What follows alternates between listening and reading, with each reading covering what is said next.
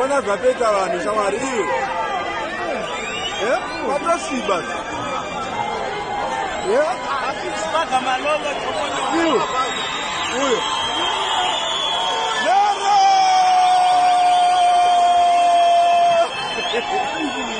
Dora tanga kupera. Akaregora pera rakauya rikapera. Rino rinofana kungopera. Hazvina kana nebasa zvokupera kwegore ndisina chandaita. Chamaida ndite chaisina kuita chii chamuzama kuti gore rakutopera.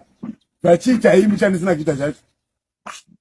Gore kuita sekwa ndo zvatanga nhasi zvokupera kwegore. Ngaringopera topinda mune rimwe ropera futi. Chenototenda mwanje kuti gore rapera handisina kupera because ndiri mupenyu. Hakuna zvimwe basa nazvo. Kutaura Mnangagwa watadza kutonga nyika is not a crime.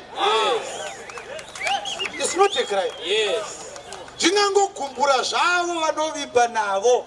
But it's not a crime. Saka kana ndikaparidza vakazondiuraya, hazvireve kuti nekuti zvandaparidza zvavagumbura vane right yekundiuraya. The fairest thing to happen is if somebody offends the law, why not ask the law to handle that case? Is killing somebody doing something for the law? Is it lawful? We don't have itai dzamara muno. Indo mzwa itai dzamara ndakasanga naye so many times. Ndaiparidza pana achiridza pito achicross achienda ku Unity Square. Panonzi pachigwa Migu Square. Achiti vamugabe vatadza kutonga ngavaende.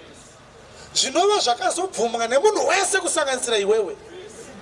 Naiva Mnangagwa vacho vakazobvuma futi kuti vamugabe vatadza kutonga.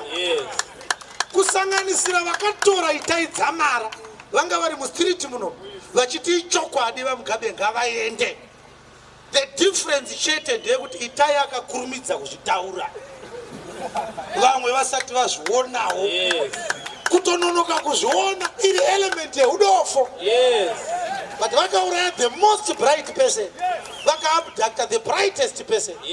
Kukasara madofo. More than 2 years later. Vamugabe vakavaende. Kwinga ndo zvamakatorera itai one.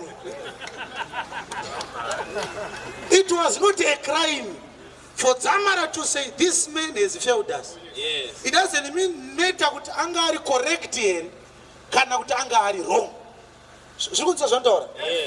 Message inogona kunge iri wrong but isiri a criminal act. Ikanga yabuda mumunhu. Zvikunzwa zvandora? Haisi mhosva kuti